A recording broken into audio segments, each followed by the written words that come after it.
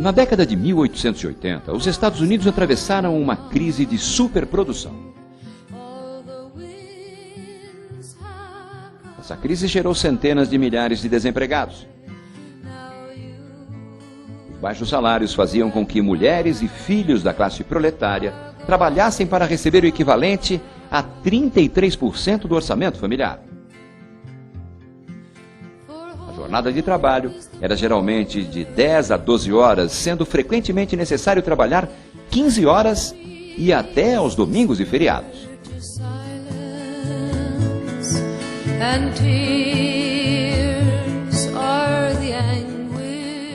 Grandes sindicatos foram formados nos anos da crise, entre 1882 e 1885, nos maiores centros industriais do país.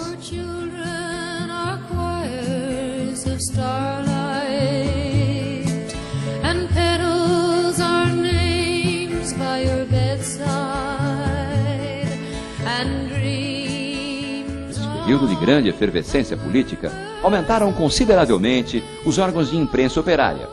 Os maiores sindicatos, de gráficos, mineiros, carpinteiros, etc., tinham um jornal próprio. Com o aprofundamento da crise e o agravamento da situação dos operários, o movimento se amplia, tendo como reivindicação central a redução da jornada de trabalho.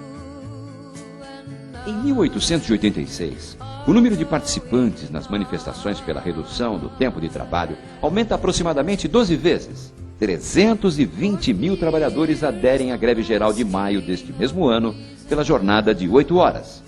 Esta foi a primeira intervenção de massa do proletariado industrial enquanto classe na história dos Estados Unidos.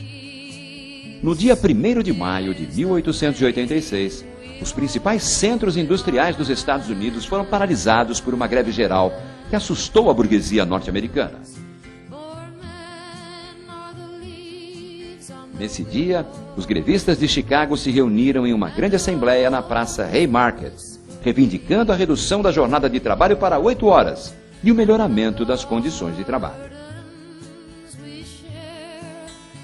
Preocupadas com a amplitude que o movimento estava adquirindo, as autoridades locais armaram uma provocação. Numa manifestação chamada para o dia 4, por ocasião do assassinato de grevistas pela polícia que havia ocorrido no dia anterior, lançaram uma bomba no meio da multidão.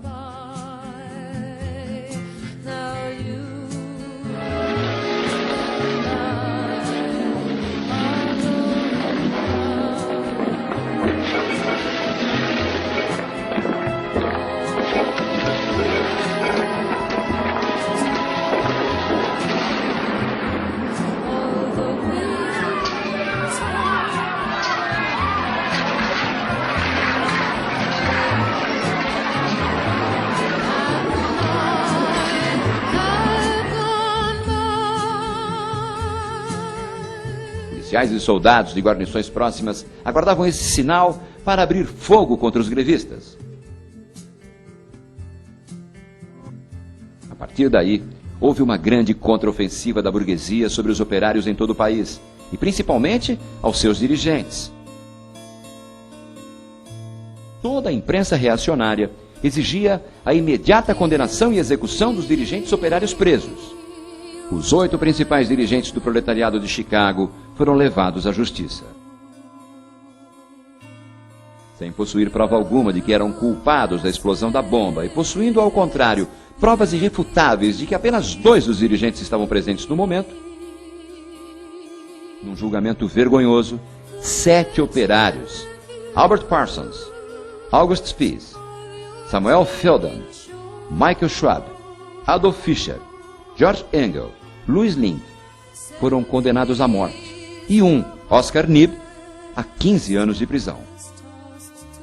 Na escolha do júri, foram rejeitadas todas as pessoas que tivessem relações com organizações operárias ou que manifestassem simpatia por elas. A maior parte dos jurados eram patrões ou pessoas diretamente ligadas a eles, todas abertamente hostis aos operários e às atividades socialistas. Lois Link. Os Estados Unidos hoje são um país onde reina a tirania capitalista, lar do despotismo policial dos mais cruéis. August Peace.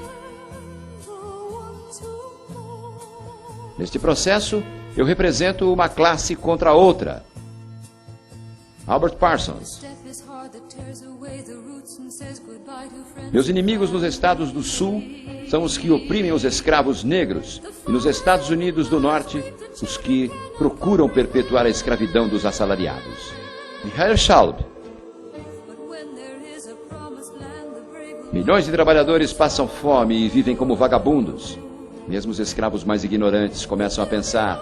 A desgraça geral leva-os a compreender a necessidade de se unir, e eles se unem. George Engel. Todos os trabalhadores devem se preparar para a última guerra, que colocará fim a todas as guerras. Adolf Fischer. Sei que não poderemos persuadir os mentirosos profissionais, os redatores pagos pela imprensa capitalista das mentiras que eles falam. Oscar Nib. Fiz tudo pela Central Labor Union e o aumento de seus efetivos, que se tornou a melhor organização operária de Chicago, agrupando mais de 10 mil membros.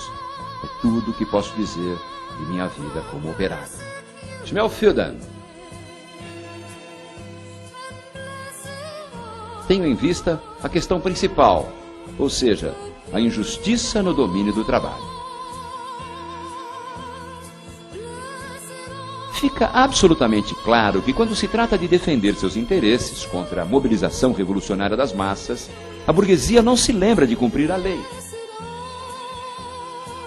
nem de ser democrática, mas usa a democracia para atacar a classe operária, suas organizações, suas reivindicações e suas lutas. Esse ato de absoluta arbitrariedade cumpria uma função política: intimidar e desmobilizar o crescente movimento operário que evoluía cada vez mais para uma via consciente em Chicago e nos Estados Unidos. Em Chicago, os operários erigiram um obelisco em homenagem aos mártires da Praça Haymarket. Esses acontecimentos também tiveram grande repercussão no mundo todo. O primeiro congresso da Segunda Internacional, organização dos partidos operários e socialistas, dirigida pelos revolucionários marxistas, reunida em Paris em 1889, tomando por base a luta que estava acontecendo naquele momento, deliberou que todas as organizações operárias e partidos socialistas deveriam trabalhar para que, em um dia específico, em todos os locais onde houvesse organização operária, fosse realizada uma manifestação pela redução da jornada de trabalho. Em 1890, esse ato foi realizado em vários lugares. A data preferencial era o 1º de maio, mas não foi realizado nessa data em todos os países. Como a manifestação implicava em fazer um chamado geral aos trabalhadores por um dia, era praticamente como uma greve geral de um dia. Portanto, nos países onde a organização operária ainda era fraca, o ato foi convocado para o domingo.